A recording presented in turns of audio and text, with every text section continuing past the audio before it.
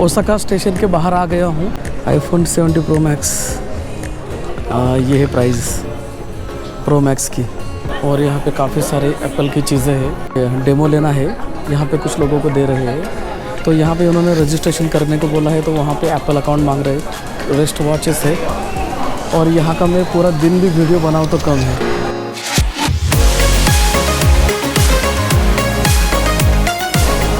Osaka station के बाहर आ गया हूँ और इस मैप के ज़रिए अभी जा रहा हूँ मैं जहाँ पे बस स्टेशन है वहाँ पे। और वहाँ पे देखूँगा कि कोई लगेज स्टोरेज के लिए कोई रूम है क्या, मतलब कोई लॉकर मिलता है क्या। और यहाँ पे बाहर देखिए, बहुत ही सुंदर यहाँ का व्यू है। और वो जो सामने बिल्डिंग है उसकी तो कुछ बात ही अलग है। इस बिल्डिंग का फ़ोटो मैंने देखा था, शायद सेम बिल्डिंग और हो सकती है, बट जैसे डायरेक्शन है वैसे मैं जा रहा हूँ अभी। यह है कुछ ओसाका का ऐसे नज़ारा स्काई स्क्रैपर का, बड़ी बड़ी स्काई स्क्रैपर्स। योदोबाशी उमेदा, इसी बिल्डिंग के नीचे जाना है मुझे, योदोबाशी उमेदा। चलिए फिर योदोबाशी में जाते हैं।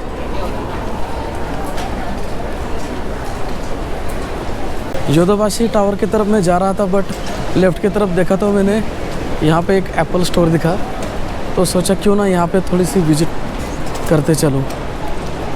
कितने में कौन से मॉडल एप्पल के हैं, आईफोन के। तो देखिए ये एप्पल का स्टोर है ओसाका के अंदर।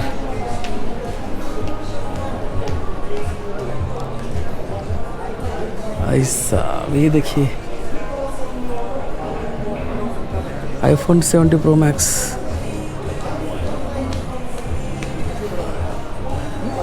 कौन मदद करेगा। यहाँ पे तो कोई नीचे वायर भी नहीं लगाई हुई है, शायद वायरलेस चार्जिंग हो रहा है। प्राइस लिस्ट कहाँ पे हो देखना होगी,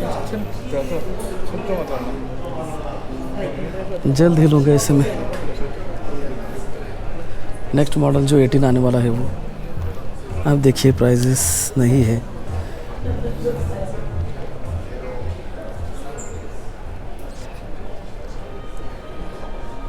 किसी से मुझे पूछना होगा कि क्या प्राइजेस है क्या नहीं। शायद यहाँ पे ये स्टाफ है, उन्हीं से पूछना होगा।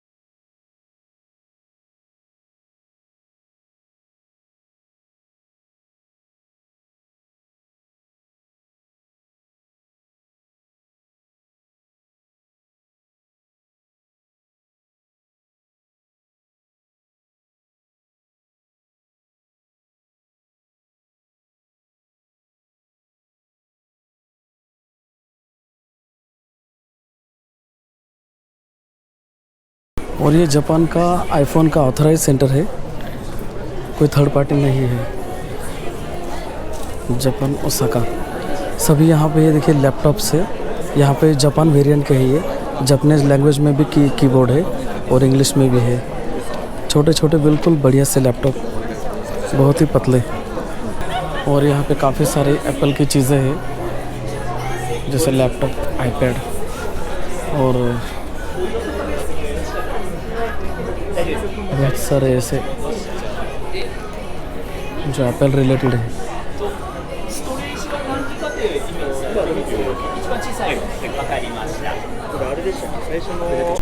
एप्पल का VR भी है, यहाँ पे डेमोस्ट्रेशन चालू है।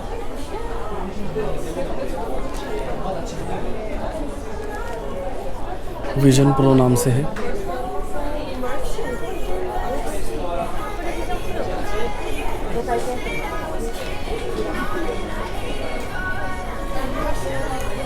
अगर डेमो दिया तो मैं ज़रूर लेना चाहूँगा, देखता हूँ डेमो देते हैं क्या। मुझे इस VR विजन प्रो का ये डेमो लेना है। यहाँ पे कुछ लोगों को दे रहे हैं, तो यहाँ पे उन्होंने रजिस्ट्रेशन करने को बोला है, तो वहाँ पे एप्पल अकाउंट मांग रहे हैं, बट मैं भूल गया मेरा एप्पल अकाउंट। मैंने कहीं तो लिख के रखा है, बट मैं अभी भूल गया हूँ। तो देखता हूँ, अगर मिला तो अच्छा होगा विदाउट रजिस्ट्रेशन। तो कहा है मोहतरमा ने कि आप थोड़ा सा रुकिए और मैं आपको यहाँ पर मतलब कुछ तो प्लान करके देती हूँ कि आप यहाँ पे ये डेमोस्ट्रेशन ले सकें। डेमो के लिए रजिस्ट्रेशन कर दिया है और अभी मुझे मिल रहा है डेमो रजिस्ट्रेशन करके डेमो, और 5 to 10 मिनट मुझे वेट करना है सिर्फ यहाँ पे, फिर डेमो मिलेगा। रजिस्ट्रेशन कर दिया है और मोहतरमा ने कहा है कि आपका 2:30 का टाइम है, तो आपको 2:30 का आना होगा, क्योंकि आज सैटरडे है और काफ़ी रश है, तो बाकी लोगों की बुकिंग है। मेरे पास अभी 1-1.5 घंटा है, अभी 1 बजे है दोपहर के, तो मैं थोड़ा सा देख के आता हूँ योदोबाशी उमेदा जो है वहाँ पे बस स्टेशन कहाँ पे, और वहाँ पे कुछ चांस है क्या, क्योंकि देखिए भीड़ कितनी है, बहुत ही भीड़ है स्टेशन पे। ओसाका का मेन स्टेशन है ये, और यहाँ पे ये बड़े बड़े मॉल, इस मॉल का नाम है Grand Front Osaka. Grand Front Osaka में है ये Apple store, authorise Apple store है, कोई थर्ड पार्टी नहीं है ये। और बिल्कुल इसके राइट साइड की तरफ योदोबाशी उमेदा। योदोबाशी उमेदा से मेरी बस है टोक्यो की। इसके ग्राउंड फ्लोर में शायद उसी तरीके से होगी बस की बस स्टेशन, बस टर्मिनल, जो मैंने टोक्यो से बस ली थी। अंडरग्राउंड था, पता ही नहीं चल रहा था कि वहाँ पे कोई बस स्टेशन है, वैसे होनी चाहिए। अदरवाइज़ देखते हैं क्या यहाँ का फंडा है। वही सामने से इस ब्रिज से मैं आया, तो यहाँ पे आके अंदर देखा, तो ये इतना बड़ा मॉल है कि यहाँ पे पूरी रेस्ट वॉचेस है, और यहाँ का मैं पूरा दिन भी वीडियो बनाऊँ तो कम है, तो मैं अभी ज़्यादा वीडियो नहीं बनाऊँगा। मुझे देखना है कैसी होके कुछ वॉचेस जो मैं घर पे सोच के आया था कि कहीं ना कहीं मैं जापान में देखूँगा, मगर देखिए लकीली मैं यहाँ पे अचानक पहुँच चुका हूँ, और यहाँ पे सभी रिस्ट वॉचेस है। बहुत ही बड़ा ये मॉल है, पता नहीं यहाँ पे और क्या क्या है, बट मैं जैसे जैसे यहाँ पे घूमूंगा वैसे वैसे पता चलेगा। और ये मैं बिल्कुल मतलब इतना कवर नहीं कर पाऊँगा, क्योंकि GoPro की बैटरी बहुत ही जल्दी ड्रेन हो रही है। काफ़ी पुराना मेरा कैमरा है, और इसकी बैटरी भी मैंने अभी तक चेंज नहीं की। अगर बैटरी अच्छी चलती तो मैं शायद काफ़ी देर तक वीडियो बना सकता था। जो बस टर्मिनल था वहीं पे अंदर फैमिली मार्ट करके एक ये जो आउटलेट है, उसी के अंदर ये बैग स्टोरेज का इंतज़ाम है। बहुत अच्छा है, क्योंकि जो वहाँ पे बस के लिए जो लोग होते हैं, पता नहीं उसे क्या कहते हैं, जो वहाँ पे खड़े थे, उनका स्टाफ खड़ा था, उनसे मदद मांगी मैंने, तो उन्होंने कहा कि यहाँ पे आपको बैग रख सकते हैं आप। तो बहुत ही अच्छा हो गया, बैग का वज़न का वगैरह बहुत ही बड़ी बैग थी, बट वो 500 3 घंटे के 500 येन, 3 घंटे के 500 येन, और 24 घंटे के 1200 से 1500 येन। चलो ठीक है, मैंने 500 येन का जुगाड़ तो कर लिया अभी 3 घंटे के लिए। अभी बजे है 1:15, 1:30 बज गए वैसे। तो देख लेता हूँ अभी कहाँ पे घूमूंगा, और 2-3 घंटे घूम के वापस बैग कलेक्ट कर लूँगा। फिर यहाँ पे मैं बैग रख के आ गया, फिर यहाँ पे मैं 2nd फ्लोर पे आया हूँ। यहाँ पे देखिए कैंपिंग का पूरा सामान, जो कि बहुत ही अच्छे क्वालिटी का और बढ़िया है। टेंट है काफ़ी सारे, मतलब मैं क्या क्या दिखाऊँ और क्या ना दिखाऊँ, ये सोच में पड़ गया मैं। कुछ लकड़ियाँ भी है फायर करने के लिए कैंपिंग के साथ, इस तरीके से कैंपिंग कर सकते हैं। और एक मैंने आपको दिखाना चाहता हूँ, वो तो है ये बैठने के लिए टूल्स। और ये जैकेट जो है, ये देखिए, इसको ऐसे फ़ैन लगे होते हैं, यानी अगर कोई काम करता है, अगर कोई वर्कर है या फिर धूप में कोई ज़्यादा घूमता हो, पसीना ज़्यादा होता हो, तो ये बहुत ही बढ़िया जैकेट्स है। कितने के है कुछ लिखा होगा, 7,980 येन, 7,980 येन का है एक। ये पूरा भरा पड़ा हुआ है कैंपिंग के सामान से। मुझे ज़्यादा अट्रैक्शन है सोनी, क्योंकि वहाँ पे प्ले स्टेशन 5 की प्राइजेस मुझे पता चलेगी कितनी है। ये चूल्हे है, कुछ है तो बहुत बढ़िया, मगर मैं कुछ ले जा नहीं जा सकता, क्योंकि मेरे साथ ज़्यादा लगेज का कोई है नहीं, सिर्फ 7 kg जाते समय का है। आते समय काफ़ी था, बट आते समय भी कुछ सामान था नहीं, और जाते समय तो मुझे खरीदना होगा। अगर लिया मैंने कुछ बाई चांस, तो मुझे लगेज खरीदना होगा फ्लाइट का। ये बारबेक्यू बनाने के लिए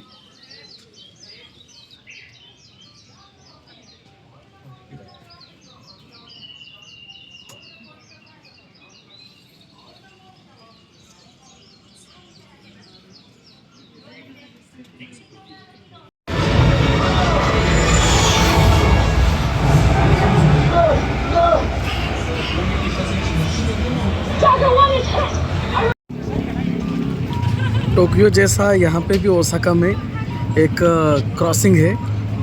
यहाँ पे बिल्कुल उसी तरीके से लोग क्रॉसिंग कर रहे हैं, जैसे मैं पहले दिन गया था, बिल्कुल उसी तरह का सेम। पूरा मॉल घूमने में तकरीबन 2.5 से 3 घंटे मुझे लग गए। पूरा तो नहीं घूमा, बट जो जो मुझे देखना था वो सब मैंने देख लिया। और देखने के बाद मैं यहाँ पे अभी भूख बहुत ज़ोर की लगी है, शाम के 4 बज गए। तो अभी यहाँ पे मैं बर्गर किंग में आया हूँ, और यहाँ पे 550 येन में देखिए मैंने मिला है मुझे एक चिकन बर्गर, एक कोक और ये फ्राइज़। ये अपने यहाँ शायद KFC देता है 104 रुपये में, और यहाँ पे 550 येन, मतलब आपको दिख रहा होगा नीचे कितने हैं। तो ठीक है, वैसे तो भूख काफ़ी लग रही थी, तो सोचा अभी बर्गर किंग में कुछ खा लो। तो फैमिली मार्ट भी है नीचे, वहाँ पे भी जाके देखूँगा मैं। मेरे पास अभी काफ़ी समय है, रात के 9 बजे तक, तो वहाँ पे भी कुछ मिला तो सैंडविच वगैरह कुछ खा लूँगा। वहाँ पे काफ़ी अच्छे प्राइसेस पे मिलते हैं फैमिली मार्ट में। मॉल बहुत अच्छा था, मतलब यहाँ अगर आएंगे आप ओसाका में, तो योदोबाशी उमेदा मॉल में ज़रूर आना और पूरा मॉल घूम के जाना। यहाँ पे कुछ लो मत लो, मगर ये मॉल घूम के जाना, देखना कि यहाँ पे कितनी चीज़ें और किस तरीके से यहाँ पे सेल हो रही है। तो जो भी जैसे मुझे तो मेन था मेरा प्ले स्टेशन 5, तो उसकी मैंने फ़ोटो खींच ली और आपको यहाँ पे दिखा रहा हूँ। तो इसकी ये प्राइस है 55,000 येन यहाँ पे, और वहाँ पे लिखा था कि ओनली जापानीज़ लैंग्वेज। तो जापानीज़ लैंग्वेज अगर होगी और मेनू उसका चेंज करना नहीं आएगा इंग्लिश में, तो लेके क्या मतलब है। हाँ, अगर चेंज होगी लैंग्वेज तो ठीक था, पता नहीं होगा भी, पूछ के देखा नहीं मैंने, बट अगर लेना हो तो ज़रूर मैं पूछूंगा, क्योंकि मुझे टोक्यो में भी अकिहाबारा इस जगह पे जाना है। वहाँ पे भी मॉल है, और उस मॉल में भी काफ़ी सारे चीज़ें देखनी है, क्योंकि सुना है वहाँ पे सस्ती और बढ़िया चीज़ें मिलती हैं। तो इस तरीके का ये बर्गर की बहुत देर में नीचे रुका था मोबाइल चार्ज करने के लिए, क्योंकि मोबाइल बिल्कुल 0 पे डिस्चार्ज हो गया था। तो तकरीबन 2-2.5 घंटे मैंने नीचे मैकडोनल्ड में बिताए। वहाँ पे फ़ोन पे कुछ काम करता रहा और थोड़ा सा टाइम पास भी करता रहा, क्योंकि बस मेरी थोड़ी लेट थी। बाद में याद आया कि मुझे इस मॉल के बाहर, ये जो मॉल है, इस मॉल के बाहर बिल्कुल सामने ही एक शॉप है टैक्स फ्री। तो सामने अभी क्या है वहाँ पे, वो देखने में अभी यहाँ से रोड क्रॉस कर रहा हूँ, क्योंकि अगर कुछ अच्छी चीज़ें रहेगी, मतलब कुछ सस्ते में कुछ मिल गई, तो साथ में ले जाने के लिए कोई हरकत नहीं है। मैं बस सोवेनियर देखूँगा, ज़्यादा कुछ हैवी कुछ ले जाने का कोई इरादा है नहीं यहाँ से, क्योंकि टोक्यो में शॉपिंग करना है। तो यहाँ से फिर साथ में हेवी वेट क्यों लेके चलूँ। सब जगह पे ऐसा होता है, टोक्यो में भी है यहाँ पे भी है टैक्स फ्री। बस यहाँ पे सिर्फ मैं देख रहा हूँ अभी क्या क्या मिलेगा।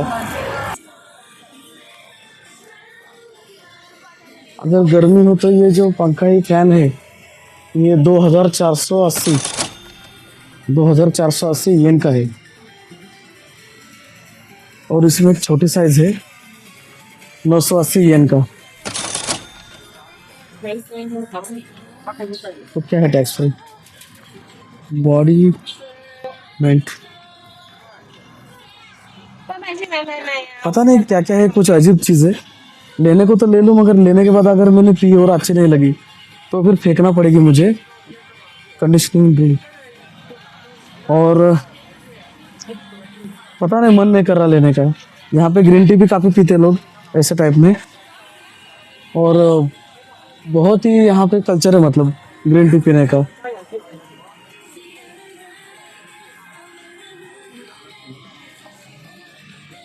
ये क्या चीज़ है कुछ समझ में नहीं आ रहा। सब जापानीज लैंग्वेज में लिखा है तो थोड़ी सी मुश्किल है। अगर ये इंग्लिश में होता, ऊपर तो विक्स है, चलो ये पढ़ना तुरंत आ गया, लेकिन ये जापानीज में क्या क्या लिखा है कुछ भी आइडिया नहीं। ये आपको लग रहा होगा कि दवाइयाँ हैं, बट ये दवाइयाँ नहीं है, कोई ड्रिंक है जो लोग पीते हैं। ऐसा मैंने थाईलैंड में भी देखा था। मेरे मतलब कि तो कोई चीज़ यहाँ पे दिख नहीं रही, तो मैं यहाँ पे अभी कुछ नहीं ले रहा। ऐसा लगा था कि कुछ होगा ले जाने लायक है, बहुत सारा है मगर क्या है वो पढ़ना नहीं आ रहा। अब ये सॉलिड इन लिप्स इंसेंस, अच्छा, लेकिन ये है 1400 येन का। अभी पेट के अगर कुछ इन्फेक्शन हो तो यहाँ पे स्प्रे है ये 980 का। ऐसी काफ़ी सारी चीज़ें हैं, यहाँ पे लेना है और वहाँ पे बिलिंग करना है। लगा था कि यहाँ पे 1-1.5 घंटा कैसे जाएगा पता नहीं चलेगा, बट 5 मिनट में ही यहाँ पे पता चल गया कि ज़्यादा कुछ लेने लायक है नहीं, एटलीस्ट मेरे लिए। तो लोगों को तो काफ़ी उनके ज़रूरतमंद की चीज़ें हैं यहाँ पे, लेकिन मैं मेरे लिए ढूंढ रहा था। और जो मैं कह रहा था आपको कि पहले किटकैट की यहाँ पे अलग अलग फ्लेवर्स है, तो देखिए ये अलग अलग फ्लेवर्स है। स्ट्रॉबेरी फ्लेवर, ये हक्काइडो अजुकी स्ट्रॉबेरी, यानी ऐसे कुछ अलग अलग फ्लेवर की किटकैट्स है। तो पूरा पैकेट 1080 का है, 1080 येन का। और ऊपर वाला जो है वो 1200 येन के किटकैट। अपने यहाँ तो एक ही फ्लेवर मिलता है, यहाँ पे तो बहुत सारे हैं, और यहाँ पे भी काफ़ी सारे।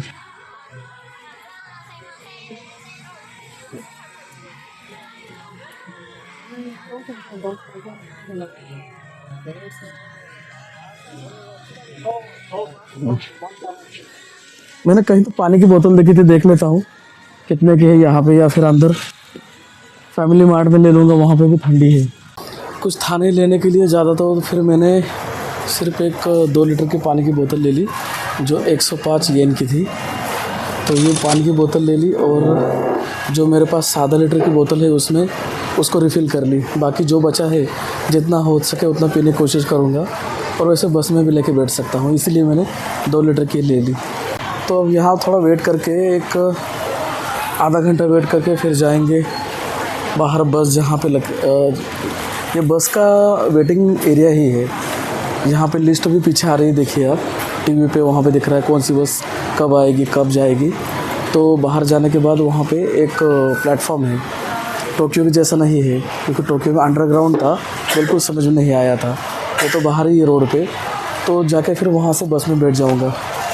तो मिलता हूँ आपको फिर बस में। अभी 9 बजने को 5 मिनट बाकी है, तो बस अभी आने वाली ही है।